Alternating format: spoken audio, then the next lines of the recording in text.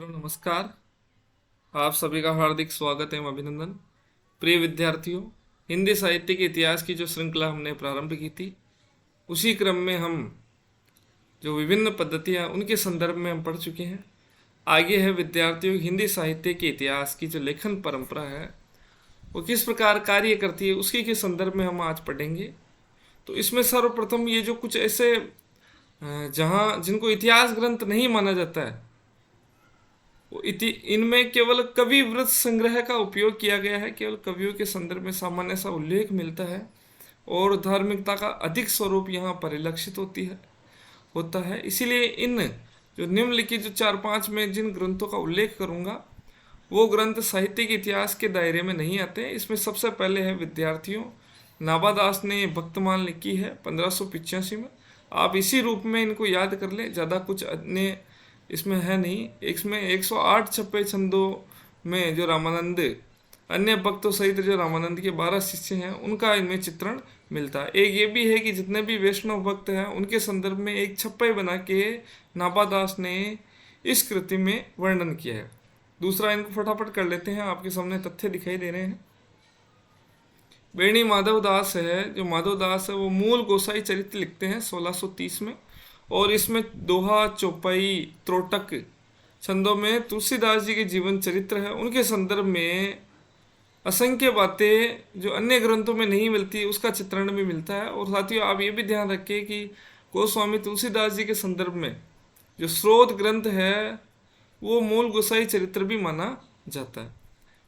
एक है विद्यार्थी, ये 2 ग्रंथ आपके समक्ष दिखाई दे रहे हैं, जिसमें एक है 84 वैष्णवों की वार्ता, ये भी गोकुलनाथ ने लिखा है, और दूसरा है 252 वैष्णवों की वार्ता। हो सकता है विद्यार्थियों कहीं कहीं जो टाइपिंग में त्रुटि रह जाती है उसको आप क्षम्य के दायरे में ही रखें, क्योंकि इतना कोई ज़्यादा मैं तकनीकी दृष्टि से अभी पारंगत नहीं हुआ। जैसे जैसे मैं उपयोग करता रहूँगा वैसे वैसे निखार आता जाएगा। गोकुलनाथ जी लिखते हैं 1640 के इर्द गिर्द। हो सकता है इन तिथियों में आपको कहीं भेद मिल जाए, तथापि मैंने इन तिथियों को अच्छे से प्रमाणिक बनाने का प्रयास किया है। एक विद्यार्थी 84 वैष्णव वार्ता में 84 वैष्णवों की भूमिका है, और वो भी है वल्लभाचार्य के शिष्य। ये जो 84 वैष्णव है ये किससे संबंधित है? वल्लभानाथ, जो वल्लभाचार्य उनके जो शिष्य हैं उनकी जीवन कथाओं का चित्रण है, और इसके संदर्भ में जो विभिन्न कवि उनका जीवन वृत्त एवं कवित्व का परिचय भी यहाँ मिलता है। और सबसे बड़ी बात है, सूरदास के जीवन काल है, उससे संबंधित सबसे ज़्यादा जो चीज़ें हमें यहाँ से प्राप्त होती है। आगे है विद्यार्थियों, गोकुलनाथ का जो 252 वैष्णव की वार्ता, 252 जो संत है उनसे संबंधित उल्लेख है। मूलतः विठल नाथ जी के शिष्य है, उनसे संबंधित है। आप ध्यान रखिए विद्यार्थी, दोनों महत्वपूर्ण प्रश्न है।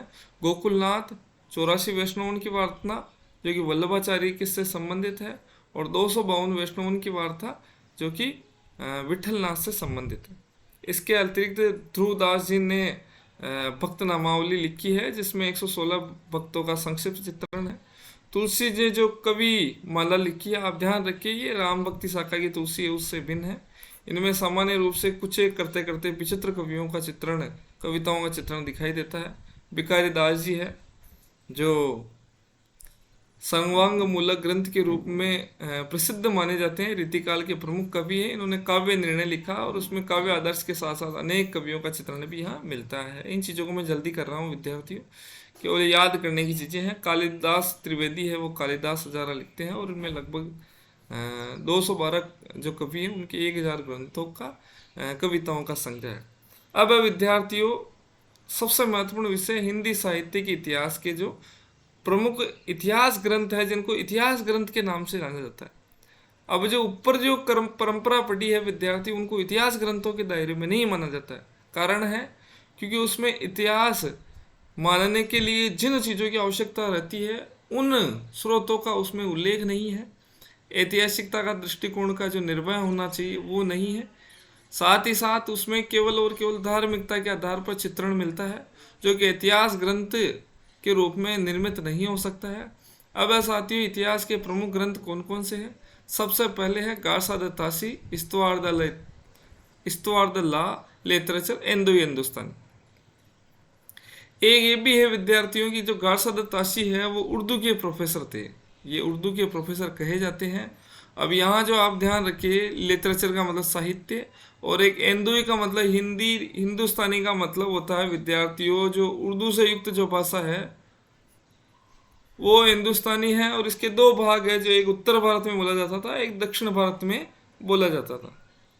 तो सर्वप्रथम हिंदी साहित्य के इतिहास का जो लेखन का प्रयास माना जाता है वो किसका माना जाता है? आपके प्रश्न आ जाए तो आप ध्यान रखिए, सबसे पहले इतिहास ग्रंथ लिखने का कार्य किसके लिए, किसको इसका श्रेय प्रदान किया जाता है? तो गारसा दत्तासी को।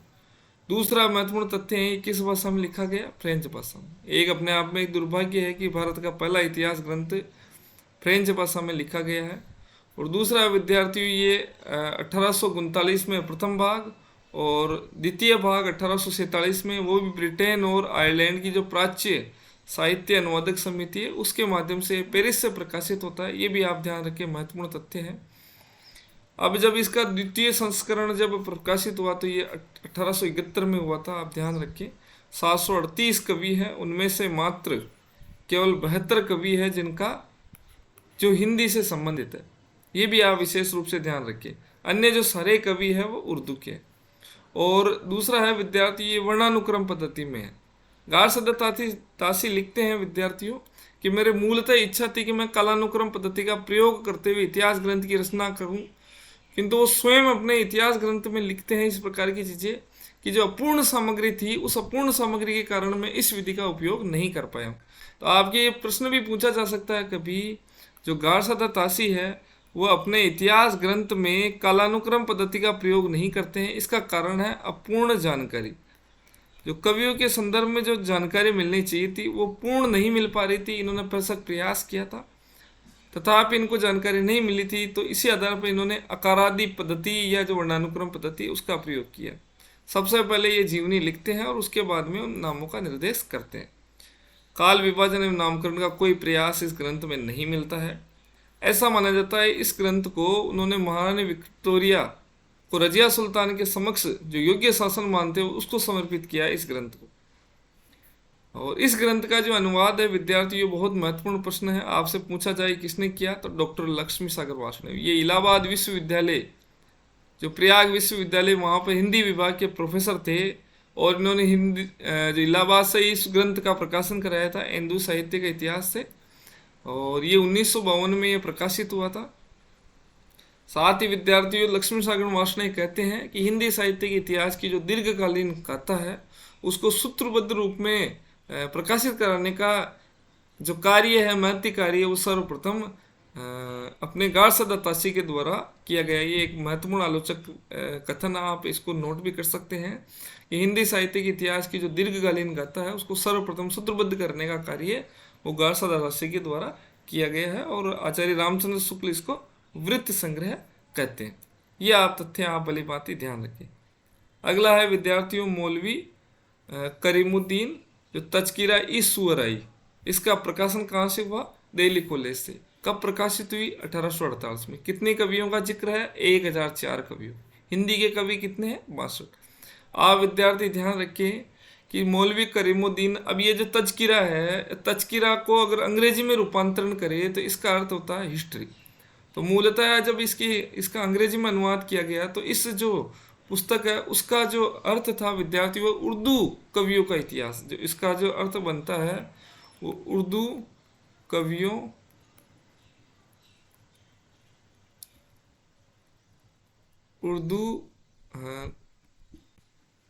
कवियों का इतिहास, इस नाम से इसका अंग्रेजी में अनुवाद बनता है। और अगर हिंदी के संदर्भ में देखिए विद्यार्थी तो इसका जो अर्थ बनता है वो हिंदी शायरी का तज़किरा, इस प्रकार का कुछ अनुवाद बनता है। मूलतः विद्यार्थी इस ग्रंथ के संदर्भ में कहा जाता है कि ये ग्रंथ मूलतः जो गारसा दत्तासी ने जो ग्रंथ लिखा है उसी का ही अनुवाद करने का प्रयास किया गया, और ये अनुवाद करते करते उसको वो अन्य भाषा में था, वो उस भाषा से इसको इस भाषा में हिंदी भाषा में, उर्दू भाषा में लाने का प्रयास किया गया, और उसका अनुवाद करते करते ऐसी स्थिति उत्पन्न हो गई कि ये ग्रंथ में उसमें 738 कवि थे और इसमें 1004 कवि संकलित हो गए। तत्पश्चात जब गार्सद ताशी इसकी भूमिका के संदर्भ में लिखते हैं, इस ग्रंथ में मूलतः यह ताशी का अनुवाद था, परंतु ताशी का अनुवाद करते करते ये ग्रंथ अपने आप में एक भिन्न रूप में ही बन जाता है, क्योंकि इसमें जो करीमुद्दीन है इन्होंने अनेक कवियों को सम्मिलित कर लिया था। इसमें कालक्रम का ध्यान नहीं रखा गया, ये भी आप ध्यान रखिए। वस्तुत हाँ, कालक्रम का ध्यान रखने का प्रयास किया काफ़ी इन्होंने। ये जो अगर ये प्रश्न पूछा जाए कि तो करीमुद्दीन है उन्होंने किस पद्धति का अनुकरण किया, तो आप लिखेंगे कालक्रम पद्धति। इन्होंने जब इस ग्रंथ की रचना की थी तब इनका ध्येय था कि कालानुक्रम पद्धति में इस ग्रंथ की रचना की जाए। तथापि जब ये पूर्ण हुआ था तो असंख्य जो कवि थे उनके जो रचना कर्म और उनकी जो तिथियां थी उसके बारे में एक भारी जो विरोध उत्पन्न हो जाता है। इसीलिए ये पूर्ण रूपेण कालानुक्रम पद्धति के अनुक्रम में लिखी हुई पुस्तक भी नहीं मानी जा सकती है। इसको नामकरण का कोई विशेष प्रयास इसमें नहीं किया गया है। इसको तब का सूरा भी कहा जाता है।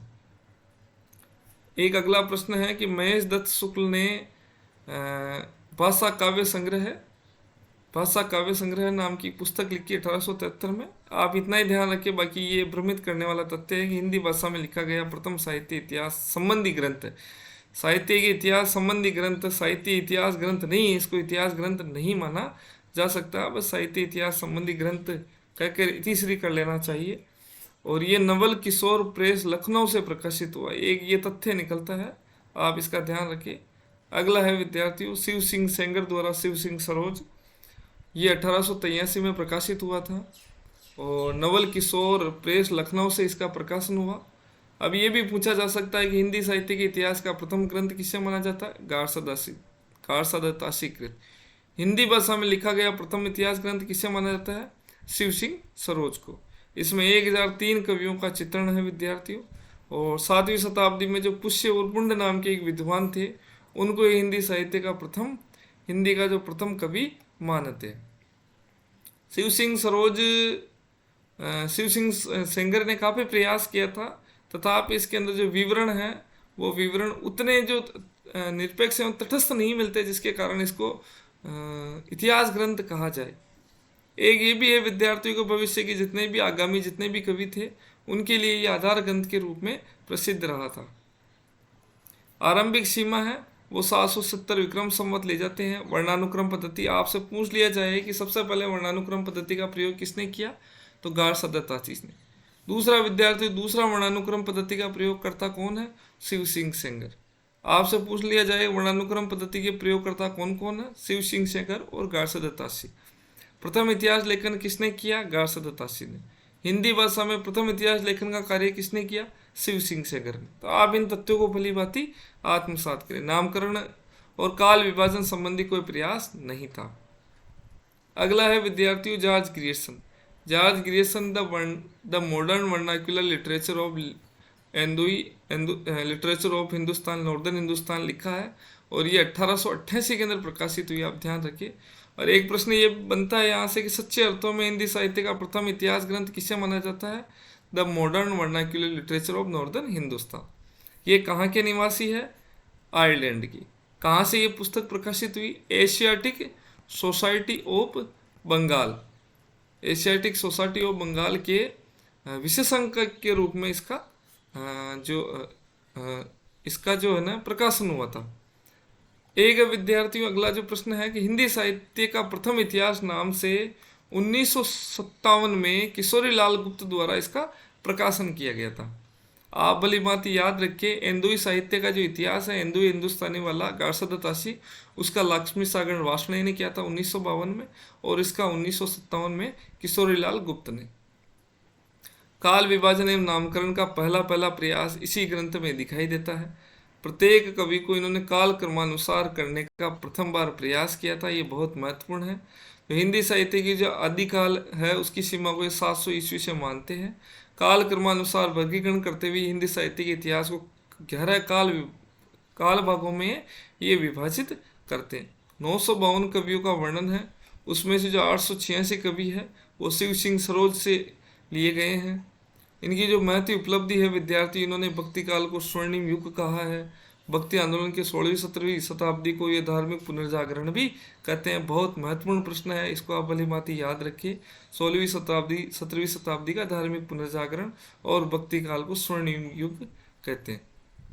अच्छा, इन्होंने एक स्पष्ट इनके संदर्भ में 3 विशेषताएं सबसे महत्वपूर्ण है विद्यार्थियों। सबसे पहले इनकी भाषा नीति सबसे स्पष्ट थी। स्पष्ट कैसे थी? ये कहते हैं कि मैं आधुनिक भारतीय भाषाओं का जो चित्रण है वो प्रस्तुत कर रहा हूँ, और इनकी जो ग्रंथ में विद्यार्थियों वो उर्दू, प्राकृत, संस्कृत, उर्दू, ये फारसी, अरबी से संबंधित जितने भी कवि थे उनको उन्होंने भिन्न कर दिया था। केवल और केवल इस ग्रंथ में केवल और केवल विद्यार्थियों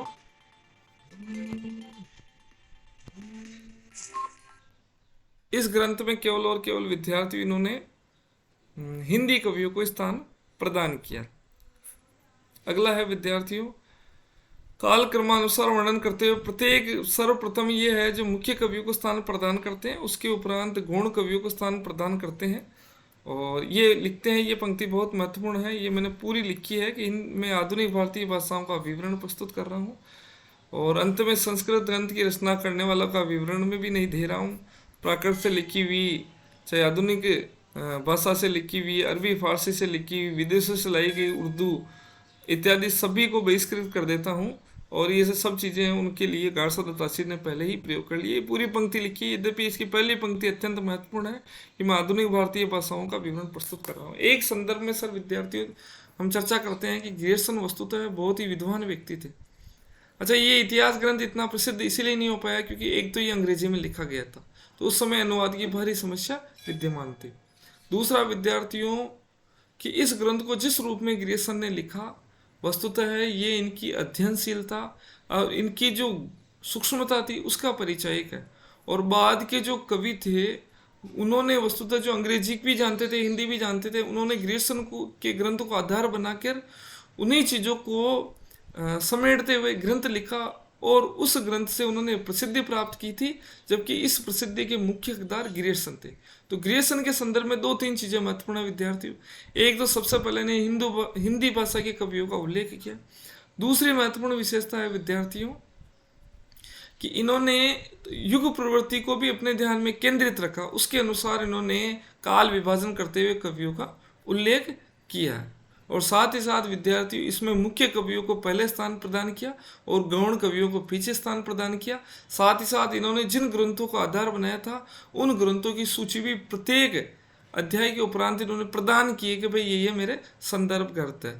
साथियों, आज के लिए इतना ही। आप बने रहें, जुड़े रहें मेरे साथ। धन्यवाद, नमस्कार।